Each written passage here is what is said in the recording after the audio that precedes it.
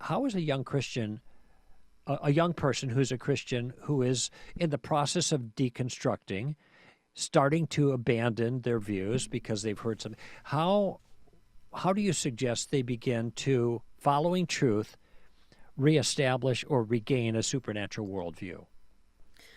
Well, I think that even a lot of Christians who hold to a biblical worldview can live as functional atheists sometimes. We Yeah, claim to believe in God, we claim to have Jesus as our savior, but we just go about living our day-to-day lives as if he's not really there. We are prayerless, we don't read our Bibles, we kind of just wait until we die eventually and then we're going to be zapped up to heaven in some way. And that was kind of the view I had coming out of being a kid and leaving home after hundreds of hours in church, that it wasn't really ingrained into me how to consistently live as though God is right there with me and remembering what that entails for my life.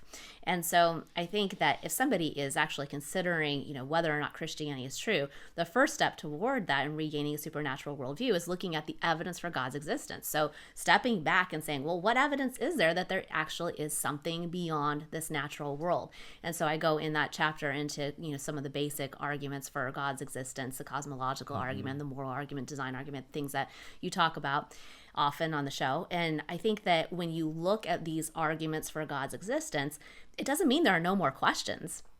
It just means that these are the existence of a creator God, a life designing God, a universe designing God, a moral law giving God is the best explanation for reality.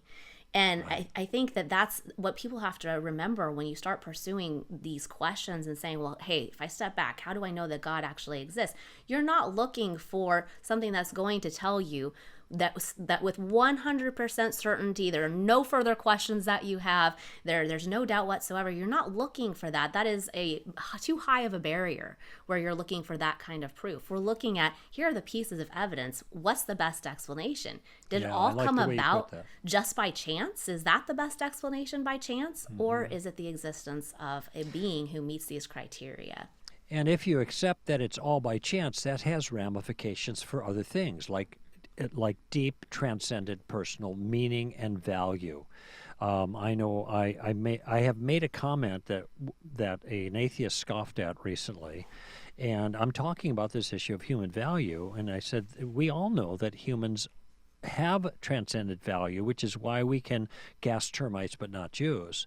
And he just thought that was a terrible thing to say. But tell me what the alternative is. You think that it is not, it's okay to gas Jews versus termites? I mean, this is the implication of worldviews. And this is one of the things you cover in the book, reclaiming what rightfully belongs to a biblical worldview. Tell us a little bit about that.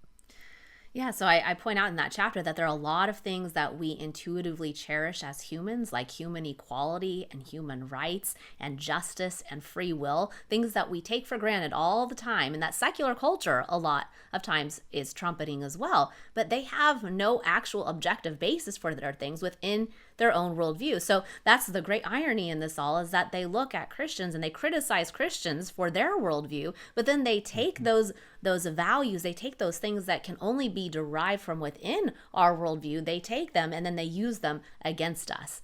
And so that chapter is really just to encourage Christians to think a little bit more deeply about these things. Think about, where does objective morality come from? Where could it possibly come from? What about human rights? Well, who is there to give you rights? Rights are something that you're entitled to. Who is there to entitle you to those rights? Right. Equality. Well, where do you get that if you don't have someone to imbue all human beings with value, with equal value? Where do you get that from? And so it's interesting because you just see all the time the culture enjoying the benefits of believing in these rights and all of these different concepts, and yet they don't have the objective basis in their own worldview for them. Right. So the more we can understand that as Christians, the more that we can appreciate the coherence, the internal coherence of our own worldview and how that points to truth.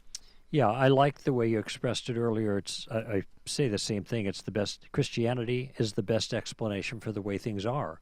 First, we get a clear fix on the way things are, and that is humans seem to be the kind of creatures that have rights, for example, that there is a problem of evil in the world, things aren't the way they're supposed to be, et cetera, et cetera, et cetera. Then say, okay, here are our options. Classically, theism or atheism, and so which point of view is going to make the best sense of those options?